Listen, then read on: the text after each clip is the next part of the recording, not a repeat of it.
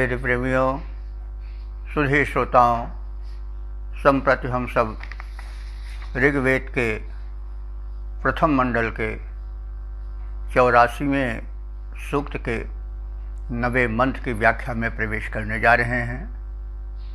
यह मंत्र उष्णिक नाम के छंद में निबद्ध है। मंत्र दृष्टा ऋषि हैं गौतम राहुगण और देवता हैं इंद्र। इस मंत्र का शीर्षक है सोमयज्ञ कर्ता को इंद्र संपूर्ण बलों से परिपूर्ण करते हैं।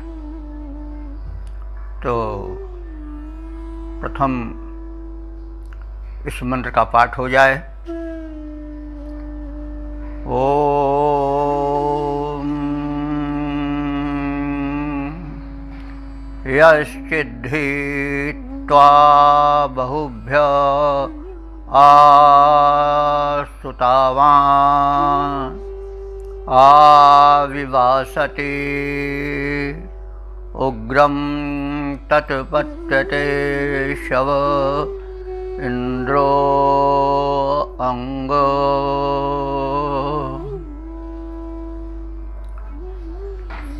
शब्दार्थ से परिचित हूँ। इंद्र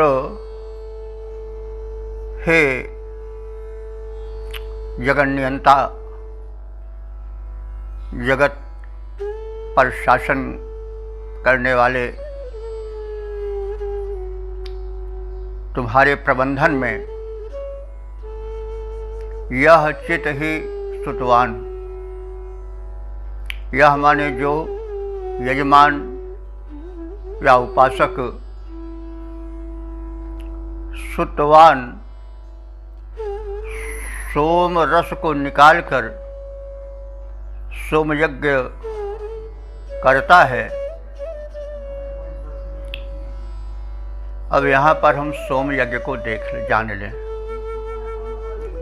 सोम वह यज्ञ है जिसमें सोमरस की प्रधानता होती है। सोमरस एक अमृत तुल्य पौष्टिकता और अमृत प्रदान करने वाला होता है। अमृत से आप समझें दीर्घायु। तो पूर्ण आयु तो 100 वर्ष की है और उससे ऊपर जो आयु जाती है वह दीर्घायु है। तो दीर्घायु प्राप्त करने के लिए आहार बड़ा महत्व रखता है और शुभ विचारों का बड़ा महत्व होता है। तो यज्ञ सदैव शुभ विचार से ही होता है। यज्ञ में प्रदान ही प्रदान होता है, आदान नहीं होता है। यज्ञ में आहुति डाली जाती है अग्नि में और नैवेद्य के रूप में पोषक द्रव्य तैयार किए जाते हैं। एक सम्मेलन होता है बंधु बांधवों का और उसके आधार पर माध्यम से समाज में सौमनस्य फैलता है, मेल मिलाप होता है और संगठन शक्ति पुष्ट होती है। तो उस समय सोम का प्रबंध विशेष रूप से होना चाहिए। सोम एक दुर्लभ औषधीय रस है जो सोमलता से निकलता है। तो वह दुर्गम पहाड़ियों में हिमालय के पाया जाता था। कुछ लोग उसी का विशेष व्यापार करते रहे होंगे, सोमरस पहाड़ियों से लाते रहे होंगे। उसकी कीमत या उसका मूल्य अधिक रहता होगा। जो यजमान यज्ञकर्ता अत्यधिक मात्रा में सोमरस का प्रबंधन कर समाज में उसका वितरण करते थे, समाज को एक प्रकार से पुष्ट बनाते थे और स्वास्थ्य ही सब कुछ है, हेल्थ इज वेल्थ। स्वास्थ्य और सात्विकता, स्वास्थ्य हो और सात्विक विचार हो तो उससे व्यक्ति का अपना जीवन तो स्वस्थ और पूर्णायु वाला बनेगा ही, साथ ही साथ समाज में एक सौमनस्य, एक स्वास्थ्यवर्धक शक्ति और वातावरण का निर्माण करेगा।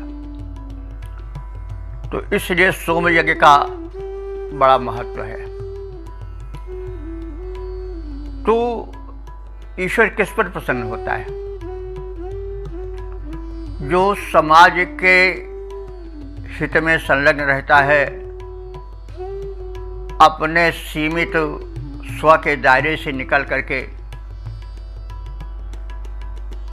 लोक हित में समर्पित होता है, वो जो इंद्र है, परमात्मा है, स्वामी है, वो उस पर प्रसन्न होता है। जो केवल अपने उदर भरण में पशुवत संलग्न रहता है, परमात्मा उस पर नहीं प्रसन्न होता है। तो क्योंकि उसकी व्यवस्था है कि उसका बनाया हुआ संसार फले फूले। तो एक व्यक्ति बहुत धनवान हो जाए, अपने को बड़ा पुष्ट कर ले, शेष व्यक्ति जो है वो कंकाल में दारिद्र्य में सिमटे रहें, तो वह रचनाकार जो परम पिता है वो तो नहीं प्रसन्न होगा उससे। तो इसलिए सोम यज्ञ का वेद में बड़ा महत्व है। ये सौमनस्य माने सद्भाव प्रसारित करने वाला होता था, तथा इसमें याज्ञिक भावना का प्रवेश रहता था। याज्ञिक भावना का मतलब हुआ कि जिसमें केवल प्रदान ही प्रदान हो, आदान मतलब लेने की भावना अल्प हो। दूसरे उसमें यज्ञकर्ता सोमलता से निकला हुआ रस, जो कि बड़ा पौष्टिक और आयुवर्धक होता था, सात्विकता का प्रचार प्रसार करता था, वह एकत्र हो, इसके लिए बड़ा श्रम करना पड़ता था यज्ञकर्ता को। लेकिन यदि कोई ऐसा करता था तो वह बहुत बड़ा कल्याण करता था समाज का और अपना भी। तो इसलिए वह सृष्टि का जो विधाता है, रचयिता है, वो उस पर विशेष प्रसन्न होता था। इसलिए सोम यज्ञ का बड़ा महत्व है। और सोम यज्ञ सात्विक यज्ञ है, समाज का हित कारक, कल्याण कारक यज्ञ है। इंद्र से विशेष प्रसन्न होता है। तो जब वो विशेष प्रसन्न होता है तो परिणाम क्या होता है कि उग्रम शवः पत्यते, वह जो इंद्र है वह सोम यज्ञ कर्ता को प्रबल बल देता है। तो बल कई प्रकार का होता है। आयुर्बल भी कहा जाता है। आयुबल, आयुर्बल, धन बल, बुद्धि बल, समृद्धि बल और जितनी बल की कोटियाँ हैं वो सब वो प्रसन्नदाता, जगत नियंता, सृष्टि का स्वामी इंद्र प्रदान करता है। तो हे इंद्रदेव, जो यजमान तुम्हारा उपासक सोमरस तैयार करता है और यज्ञीय भावना से उसे वितरित करता है, समाज में सौमनस्य का प्रसार करता है, तो इंद्र भगवान उस पर अतीव प्रसन्न होते हैं और उसे धन की विविध कोटियों से संपन्न करते हैं। तो इसका हम छंदोबद्ध रूप देख लें। सोम वह सौम्य शुचि पोषक रसायन है, सोम वह सौम्य शुचि पोषक रसायन है, जो कि आयु शक्ति और आरोग्य प्रदाता है। उसे जो बनाता और सबसे प्रथम जाके भक्ति भाव भरा भगवान को चढ़ाता है। यज्ञ भावना से वितरित करता है, यज्ञ भावना से वितरित करता है, जनता के स्वास्थ्य और सौख्य को बढ़ाता है। ऐसे लोक सेवक से तुष्ट भगवान होते, वह शीघ्र उनसे विशिष्ट बल पाता है, वह शीघ्र उनसे विशिष्ट बल पाता है। ओम ओम। वेद प्रेमियों, सुधी श्रोताओं, संप्रति हम सब ऋग्वेद के प्रथम मंडल के 84वें सूक्त के 10वें मंत्र की व्याख्या में प्रवेश करने जा रहे हैं। यह मंत्र पंक्ति नामक छंद में निबद्ध है। मंत्र दृष्टा ऋषि हैं गौतम राहुगण और देवता हैं इंद्र। इस मंत्र का शीर्षक है इंद्र का कुशल शासन प्रबंध। तो इंद्र जो है वह राष्ट्राध्यक्ष अथवा राजा के रूप में भी माना जाता है और इंद्र शिष्य का शासक भी है। इंद्र का अर्थ शासक होता भी है, राजा होता भी है। जैसे नरेंद्र मनुष्यों का इंद्र यानी राजा, और मृगेंद्र पशुओं का स्वामी, उस पर शासन करने वाला अर्थात सिंह। तो इंद्र का व्यापक अर्थ है, जैसे हमने कभी पहले निवेदन किया है कि जो भगवत दत्त एक बहुत बड़े वैदिक विद्वान हैं, उन्होंने एक वैदिक कोश लिखा है। उसमें 7 पृष्ठों में इंद्र के वैविध्य, उनके गुणों के आधार पर उनके जो नाम हैं उनका प्रचार किया है। तो इंद्र कई अर्थों में प्रयुक्त होता है। राजा के अर्थ में भी, इंद्र सूर्य के अर्थ में भी आता है, इंद्र आत्मा के अर्थ में भी आता है, इंद्र प्राण के अर्थ में भी आता है। इंद्रियों पर शासन प्राण करता है, आत्मा करता है, इसलिए इंद्र, इसलिए इंद्रिय कहा जाता है जो आर्गन्स होते हैं उनको। तो इसलिए हमें व्यापकत्व में अर्थ को देखना है और जहाँ तक हो सकेगा एक संक्षिप्त सीमा के अंतर्गत हम उसे बतावेंगे। अन्यथा आप लोग भी सुधी हैं, विद्वान हैं, वेद के प्रति समर्पित हैं और अर्थ आप तदनुकूल चिंतन मनन करके विस्तार कर सकते हैं और ज्ञान के क्षेत्र में एक नई क्रांति कर सकते हैं। तो अब सर्वप्रथम इस मंत्र का पाठ हो जाए।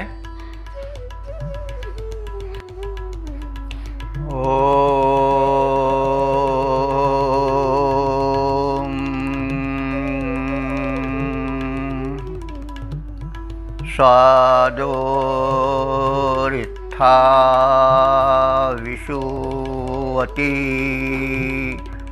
मध्वः पिबन्ति गौर्यः या इन्द्रेण सा या वरिवृष्णा मदन्ति शोभसे वस्वीरनु स्वराज्यम्।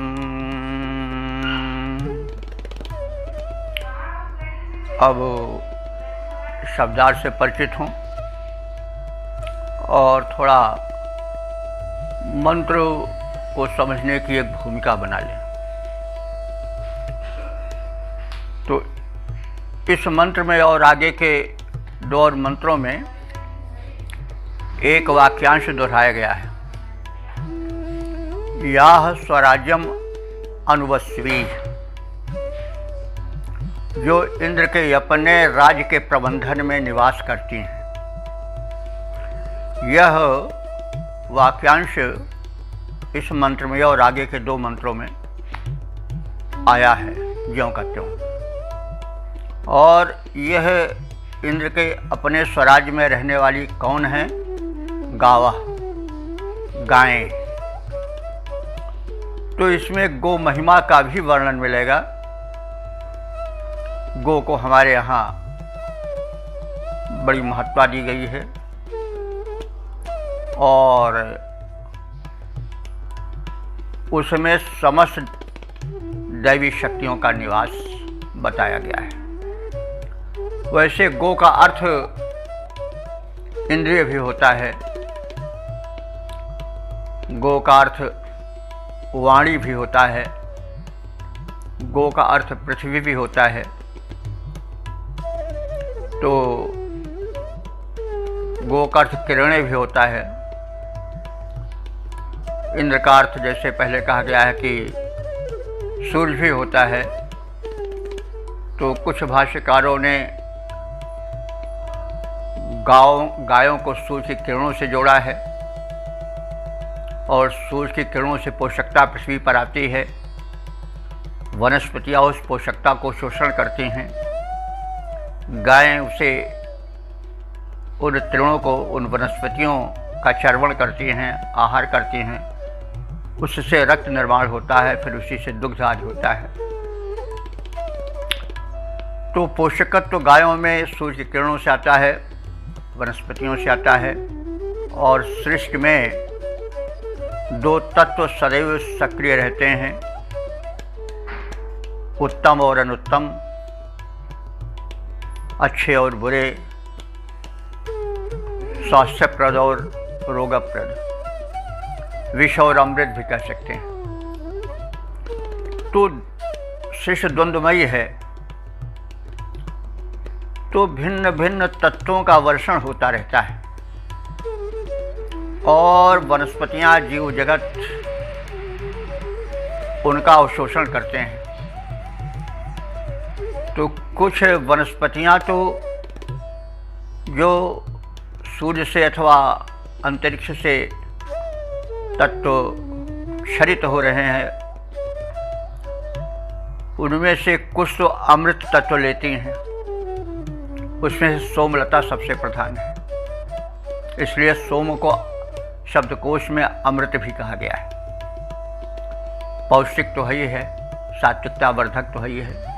इसी प्रकार से जो अन्य औषधीय वनस्पतियां हैं, वो भी भिन्न भिन्न प्रकार के पोषक तत्वों को, अमृतवत तत्वों को ग्रहण करती हैं, जिनके भक्षण से प्राणियों में बल, बुद्धि आदि का विकास होता है, आयु की वृद्धि होती है, आरोग्य आता है।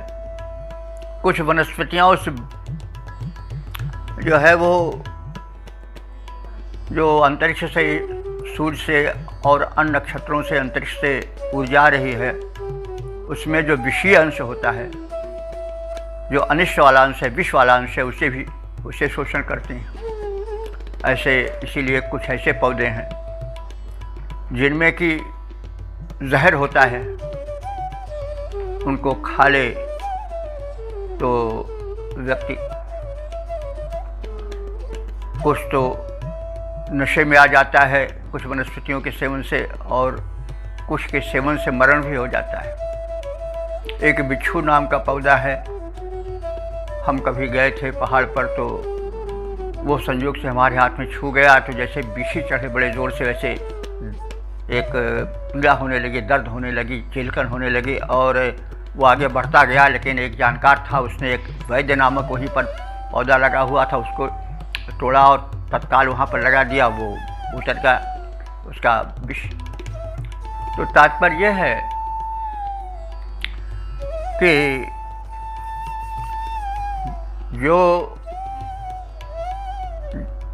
सृष्टि में या पृथ्वी पर अंतरिक्ष से मिल रहा है, उसमें विष भी है और अमृत भी है, सुतत्व भी हैं, कुतत्व भी हैं। तो उनको वनस्पतियाँ भी ग्रहण करती हैं और जंतु भी ग्रहण करते हैं। जंतुओं में भी कुछ जंतु ऐसे हैं, जैसे सर्प आदि हैं, बिच्छू आदि हैं, वो उस विष को खींचते हैं, ग्रहण कर लेते हैं और एकत्र हो जाता है उनके तालू में या पुच्छ में। कुछ हैं जो उसके अमर तत्व को लेते हैं और उसमें गुणवत्ता आ जाती है, जैसे गाय है और भी वनस्पतियाँ भी हैं, पशु भी हैं। तो गाय उनमें से सबसे आगे है। तो गाय या गो का निर्माण उस प्रबंधक ने मनुष्य के हित के लिए किया है और उसने उनके खाने के लिए ऐसी वनस्पतियाँ उगाई हैं जिससे कि जो दुग्ध बनता है वो बड़ा पौष्टिक हो जाता है।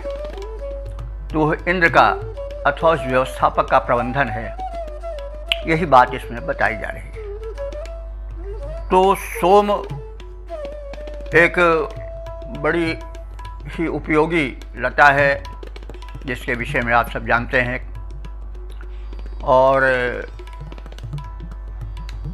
सोम अमृतवत गुण धारण करती है, सौम्य गुण धारण करती है। तो उसके साथ साथ कुछ और भी वनस्पतियां हैं जो उनके समकक्ष या थोड़ी उनसे कम गुण वाली हैं। तो गायें तो उन जब वनस्पतियों को चरती हैं तो जो उससे दुग्ध होता है वो बड़ा गुणकारी होता है। यही बातें इन 3 मंत्रों में जो हम अभी व्याख्यायित करेंगे मिलेंगे। तो अब हम शब्दार्थ को जानें और उसकी छाया में भावार्थ को भी जानें। तो याह स्वराज्यम अनुवस्वती, इंद्र के अपने स्वराज्य में यानी उसके प्रबंधन में जो रहने वाली हैं वे गायें और वे वनस्पतियाँ वृषणा मदंती, बड़ी बलकारी वृषण कहते हैं। वृष माने वर्षक भी होता है, पर्याप्त मात्रा में जो प्रदायक होता है उसको वर्षक कहा जाता है। तो वे गुणों का वर्षण करती हैं और वृष माने विषण, शक्तिशाली भी होता है, पौष्टिक भी होता है।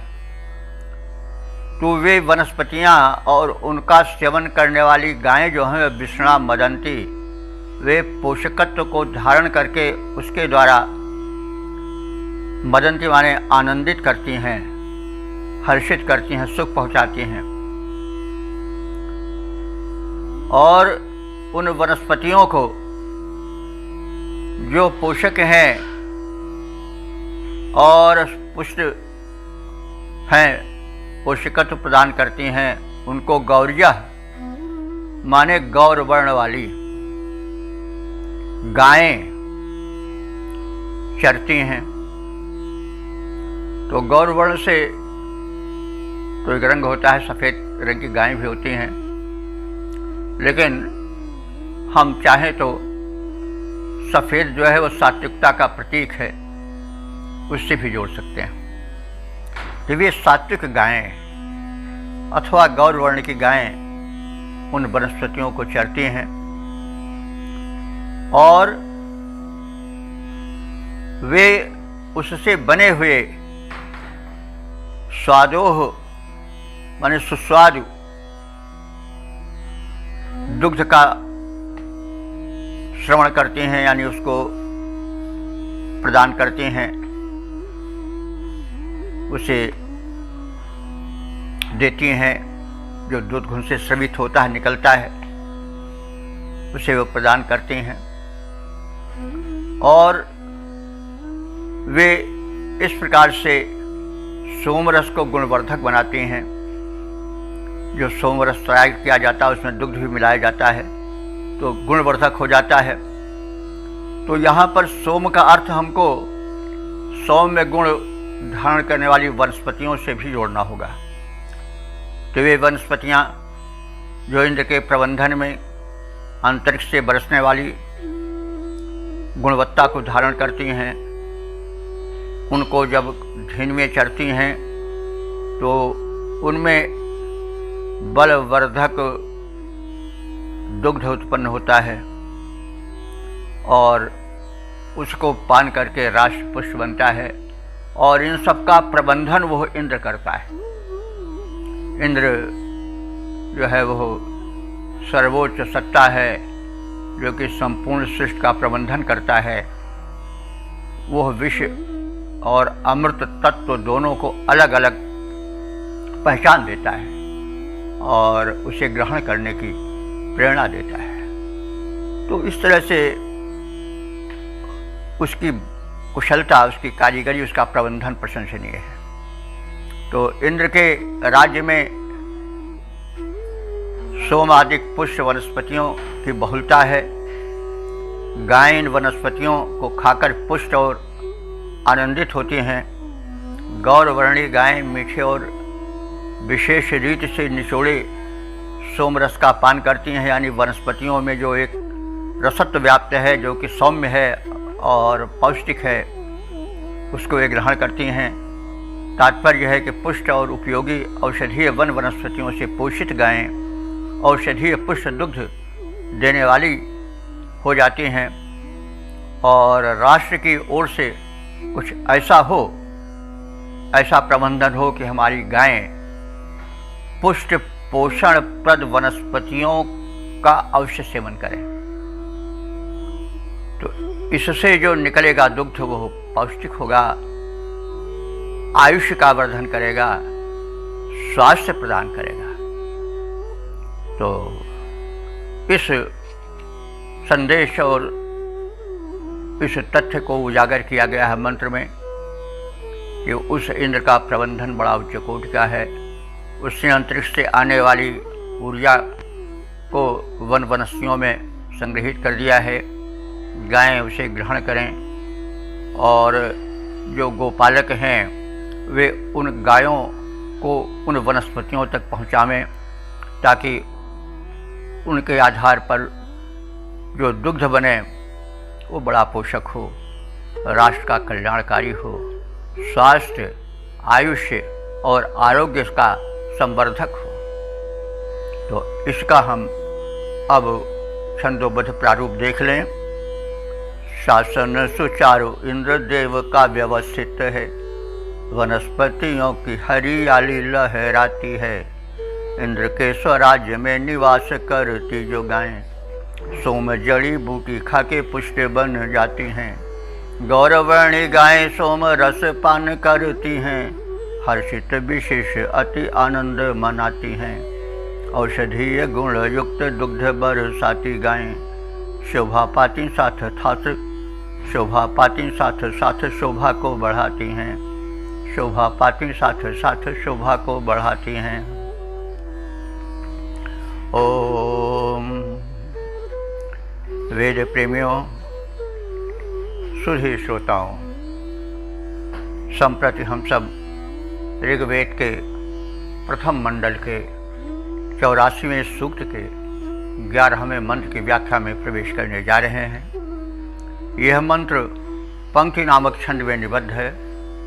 मंत्र दृष्टा ऋषि हैं गौतम राहुगण और देवता हैं इंद्र। शीर्षक है इस मंत्र का गायों का पुष्टपय सोमरस में मिलकर राष्ट्र को विशिष्ट सुख, स्वास्थ्य और सौमनस्य प्रदान करे। अब संबंधित अर्थ को समेटे हुए मंत्र का सर्वप्रथम पाठ हो जाए। ओम ता अस्य कृष्णायुवः सोमं श्रीगणन्ति कृष्णयः प्रिया इंद्रस्य धेनो वज्रं हिन्वन्ति सायकं वस्वीरनुं स्वराज्यं शब्दार्थ से परिचय प्राप्त करें। यह माने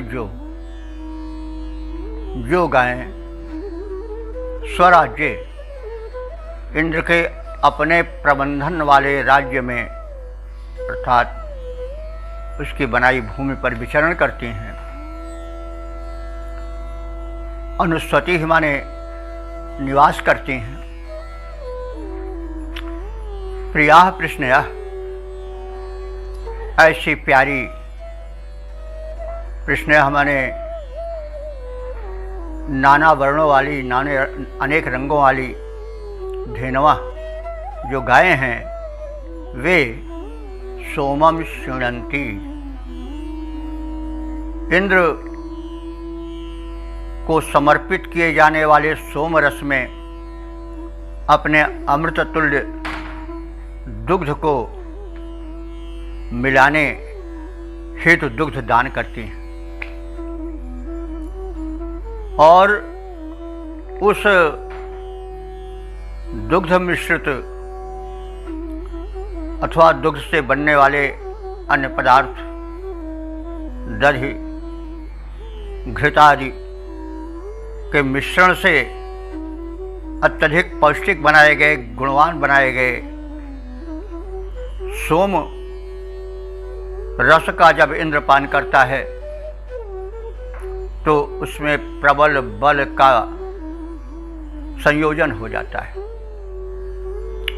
इस प्रसंग में हम चाहें तो सोमरस भक्ति रस से भी जोड़ सकते हैं और इंद्र को प्राण अथवा आत्मा से भी जोड़ सकते हैं।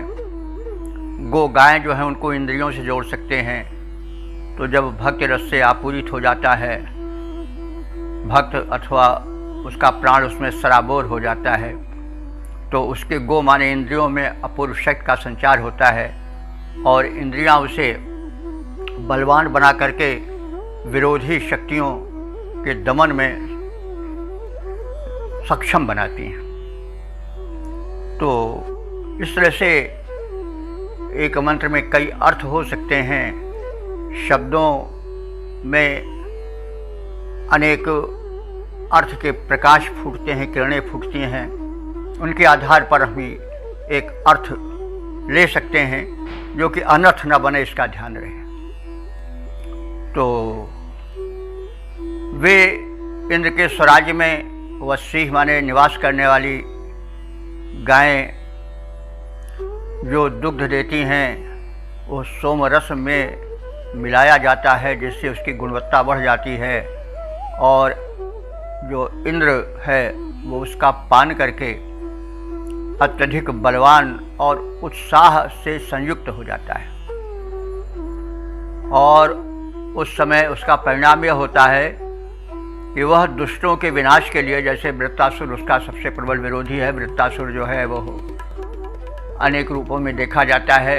बादल में, जल भरे बादलों में वह विघ्न बन करके वृष्टि को रोकता है, इंद्र उसका विनाश करता है। और जो काम क्रोध लोभ मद मोह आदि वासनाएं हृदय में घेरा डाले रहती हैं वृत्तासुर की तरह, उनको भी वो विनष्ट करता है अपने प्रभाव से। जब भक्त के हृदय में भक्ति भावना और आस्तिकता जगती है इंद्र के प्रति तो उसको एक प्रकाश मिलता है। इस अर्थ से भी लिया जा सकता है। तो बहरहाल सीधा अर्थ तो यह है कि जब इंद्र सोमरस का पान करता है जिसमें कि गायों का उपयोगी और बलवर्धक दुग्ध मिल जाता है तो उसका वज्र दुष्टों के संहार के लिए तत्पर हो जाता है और सायकम वज्रम हिन्वंती, और वो इंद्र जो है वो दुष्टों के विनाश के लिए, वृत्तादि दुष्टों के संहार के लिए सायकम वज्रम, सायक शब्द जो है वो संहारक के लिए यहाँ पर आया है वज्र का विशेषण बन करके। वैसे सायक का प्रचलित अर्थ होता है बाण, लेकिन बाण भी किसी कारण से ही सायक कहा जाता है, उसमें संहारक गुण होता है। तो लेकिन अब यहाँ पर बाण ना सीधा अर्थ अपना नहीं दे रहा है, बल्कि वज्र का विशेषण बन रहा है। तो इंद्र अपने दुष्ट संहारक वज्र को संभालता है और उस वज्र को वह हिन्वंती प्रेषित करता है, प्रहारित करता है दुष्टों के ऊपर, दुर्वृत्तियों के ऊपर, दुष्ट सत्वों के ऊपर, प्राणियों के ऊपर, और सृष्टि में अवरोध उत्पन्न करने वाले कुतत्वों को भी नष्ट करता है और आराधकों को, उपासकों को, मनुष्यों को वह सुरक्षित संरक्षित करता है भली प्रकार से। तो इंद्रदेव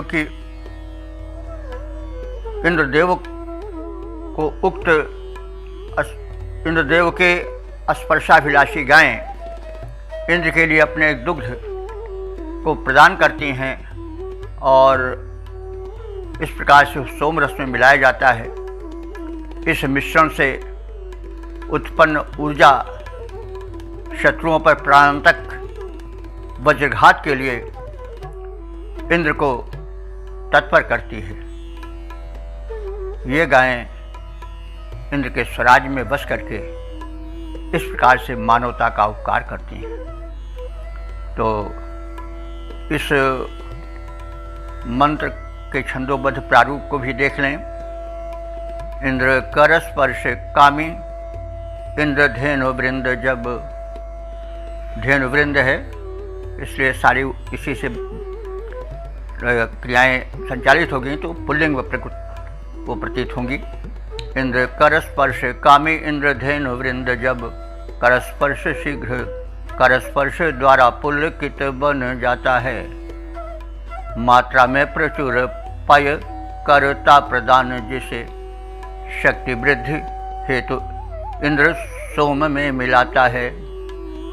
उक्त गुणकारी दुग्ध मिश्रित सुपेय शुद्ध, इंद्र में अपार ओज तेज उमड़ाता है। हम यहाँ चाहें तो आत्मा से भी अर्थ जोड़ करके कर सकते हैं। उक्त गुणकारी दुग्ध मिश्रित सुपेय शुद्ध, इंद्र में अपार ओज तेज उमड़ाता है। इस प्रकार वर्धित अपार शक्ति वाला इंद्र शत्रु पर वज्र घोर झूम के चलाता है। शत्रु पर वज्र घोर झूम के चलाता है। ओम ओम। वेद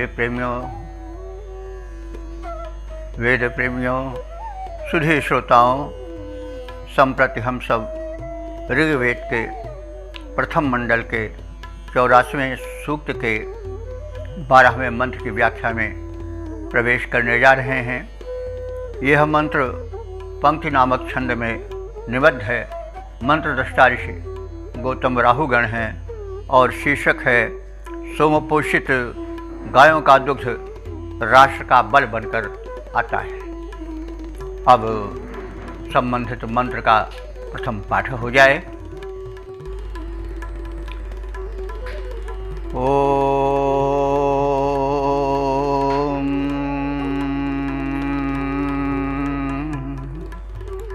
ता अस्य नमसा सह सपर्यन्ति प्रचेतसः व्रतानस्य षष्ठिरे पुरूणि पूर्वचित्ते वश्वीरनु स्वराज्यम्। ॐ ता अस्य नमसा सह सपर्यन्ति प्रचेतसः व्रतान्यस्य षष्ठिरे पुरूणि पूर्वचित्तये वश्वीरनु स्वराज्यम्। शब्दार्थ से परिचय प्राप्त करें। ताह, ताह यानी वे गायें। ताह सर्वनाम है जो कि गायों के विशेषण के रूप में प्रयुक्त हो रहा है। तो ताह वे गायें जो स्वराज्यम अनुवस्वसी, इंद्र के स्वराज्य के प्रबंधन में अनुवस्सी माने निवास करने वाली है, विचरण करने वाली है। वे पूर्वचित्तये, पूर्वचित्तये माने सर्वप्रथम। अस्य, अस्य माने इसके, यानी अस्य इंद्रस्य, इस इंद्र के सह, सह माने बल। ये कहा जा चुका है कि सह बल के लिए आता है, तो ये सा और हा साथ वाले से अलग है। तो सह बल को, अस्य सह अस्य इंद्रस्य बलम नमसा सपर्यन्ति। नमसा माने नम, नमः या नमस अन्न को कहा जाता है। नमः नमस्कार के लिए भी आता है, लेकिन नमः या नमस का अर्थ होता है अन्न। तो नमसा अन्न द्वारा, तो यहाँ अन्न से मतलब क्या हुआ कि गोदुग्ध अन्न है। अन्न का जैसे पहले कई बार कहा भी जा चुका है कि जो कुछ उदरस्थ होता है वो सब अन्न ही है। अद्यते इति अन्न, गोदुग्ध भी उदरस्थ होता है, इसलिए उसे भी अन्न की कोटि में ही गिना जाता है। आजकल यद्यपि रूढ़ हो चुका है कुछ अन्न वर्ग के लिए, ग्रेन जिसको कहते हैं उसके लिए रूढ़ हो गया है अन्न शब्द, लेकिन अन्न अपने व्यापक अर्थ में यावत खाद्यान्न है वो सब अन्न है। तो उस परमात्मा प्रबंधक इंद्र के साम्राज्य के प्रबंधन में निवास करने वाली ये गुणवती गायें पहले तो उस इंद्र को और उसके बलवर्धन हेतु नमसा सपर्यन्ति, जो दुग्ध रूपी आहार है, अन्न है, उसके द्वारा वे सपर्यन्ति वाणी उपासना करती हैं, पूजा करती हैं। यानी वे गायें भी इंद्र की पूजा करती हैं। तो किसके द्वारा? बलवर्धक अपने दुग्ध द्वारा वो इंद्र का बलवर्धन करती हैं। और तत्पश्चात अस्य, इस इंद्र के पुरूण्य व्रतानि,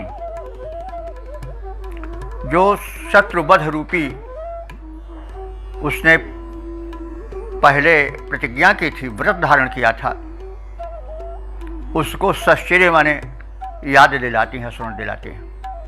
तो पहले वे अपने अमृत तुल्य पोषक आहार दुग्ध से इंद्र को सुतृप्त करती हैं और इंद्र को अपनी सेवा प्रदान करती हैं। और तत्पश्चात वे इंद्र को उसकी पूर्व प्रतिज्ञा का स्मरण दिलाती हैं। वो पूर्ण प्रतिज्ञा क्या है? वृत्र का वध अथवा दानवीय शक्तियों का विनाश, जो कि मानवता के प्रगति में, विकास में बाधक होता है और सृष्टि के संचालन की सुचारुता को समाप्त करता है। ऐसी दानवीय वृत्त शक्ति को समाप्त करने के लिए अपने पैसे पुष्ट इंद्र को वे स्मरण दिलाती हैं कि अब आप कृपया इन दानवीय शक्तियों का, जो वृत्तासुर के रूप में हैं अथवा उनके सहायकों के रूप में हैं, उनका आप संहार करें। तो गायों के दुग्ध द्वारा प्रजा बलवान होती है। इस प्रकार गायें प्रजा को बढ़ाने वाली होती हैं। वे इंद्र अर्थात राष्ट्राध्यक्ष को अपने दुग्ध रूपी अन्न से अर्चित करके, पूजित करके उसकी शक्ति में वृद्धि करती हैं। और तत्पश्चात जब राष्ट्र के निवासी उसके दुग्ध द्वारा और स्वयं राष्ट्राध्यक्ष जो इंद्र के अर्थ से जुड़ा हुआ है उसे वह बलवती बना देती हैं, तब उनकी पूर्व प्रतिज्ञाओं का स्मरण दिलाती हैं कि हे भगवान, हे राजन, आप इन मानवता के द्रोही, राष्ट्रद्रोही, संगठित हुए वृत्तासुर रूपी शत्रुओं को विनष्ट करो और राष्ट्र को जो है वो समुज्ज्वल करो, विघ्न बाधा और शत्रु संकट के कंटक से मुक्त करो। और इस प्रकार से वे गायें दुष्ट शक्तियों के विनाश की पूर्व पीठिका तैयार करती हैं। और गायों की महत्ता का इस प्रकार से इसमें वर्णन किया गया है, जैसा हमने पहले निवेदन किया है कि अगर चाहें तो गौ को इंद्रियों से और इंद्र को आत्मा से जोड़ करके भी अर्थ किया जा सकता है। सौम्य भावों के रस अथवा भक्ति भावों के रस से इंद्रियां पुष्ट होती हैं, सात्विक बनती हैं और पुष्ट और सात्विक इंद्रियों से इस शरीर रूपी राष्ट्र की रक्षा होती है।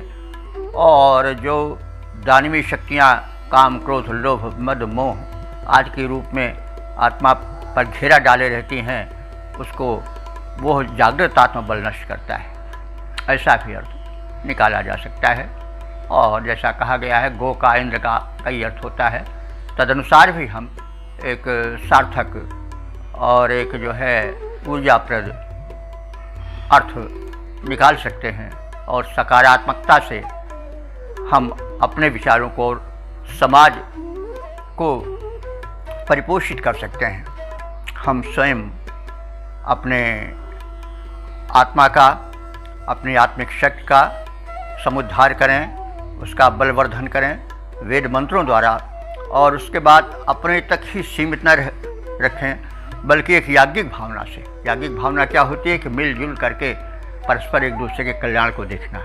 इस याज्ञिक भावना से हम उस विधाता इंद्र की सृष्टि में रहते हुए उसके नियमों का पालन करें, और जैसे वो सात्विकता विस्तार चाहता है, वृत्तीय शक्तियों को विनष्ट करना चाहता है, वैसे हम दानवी शक्तियों को, नकारात्मक शक्तियों को विनाश करें। यदि हम शासक प्रशासक हैं तो अपनी शक्तियों को चोर लुटेरों डकैतों के विनाश में लगावें। तो इन सब संदेशों से भरा हुआ यह मंत्र है। इसके हम अब छंदोबद्ध रूप को देख लें। गायों का है दुग्ध उपयोगी अति राष्ट्र हेतु, गायें बलवान पुष्ट प्रजा उपजाती हैं, दुग्ध रूपी अन्न द्वारा पोषण प्रदान कर, बल राष्ट्राध्यक्ष का अतीव वे बढ़ाती हैं, राष्ट्रद्रोही शत्रुओं को नाश करने के हेतु राष्ट्राध्यक्ष मध्य ओज तेज उमड़ाती हैं, याद हैं दिलाती दुष्ट नाश के प्रतिज्ञा की वे, शत्रु नाशकारी पूर्व पीठिका बनाती हैं, शत्रु नाशकारी पूर्व पीठिका बनाती हैं।